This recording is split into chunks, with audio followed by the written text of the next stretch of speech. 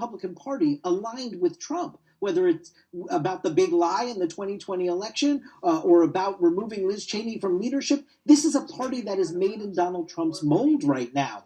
And yet they're trying to figure out, how do we then go beyond Trump into the future to try and win back the House, the Senate, the 2024 presidential campaign? So taking the past and all of Donald Trump's controversies and making that front and center again is not going to be a welcome development. I also think there's just also historically for the presidency, right, to see a former president potentially have criminal charges brought against them, this is a whole new phase of what a post-presidential life could be like. Not surprising to say that about Donald Trump. He didn't really fit any of the norms during his presidency, and it looks like he's not going to fit many of the norms potentially in his post-presidency either. And Dave Ehrenberg, if you're the former president right now, how worried should you be?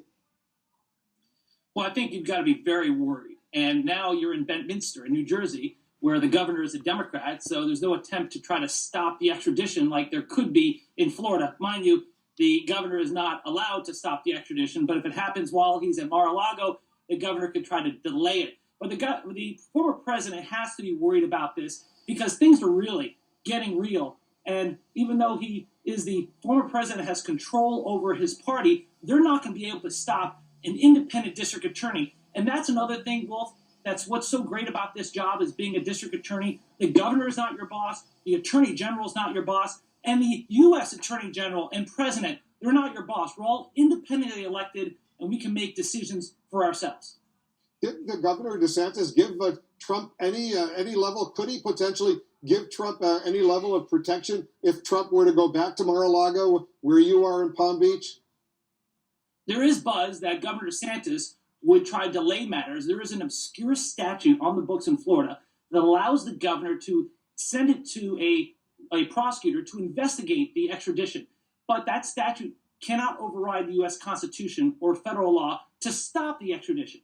So DeSantis can do DeSantis things and try to rally the MAGA base. But in the end, if Trump is indicted by New York, the state of Florida is going to allow New York to extradite.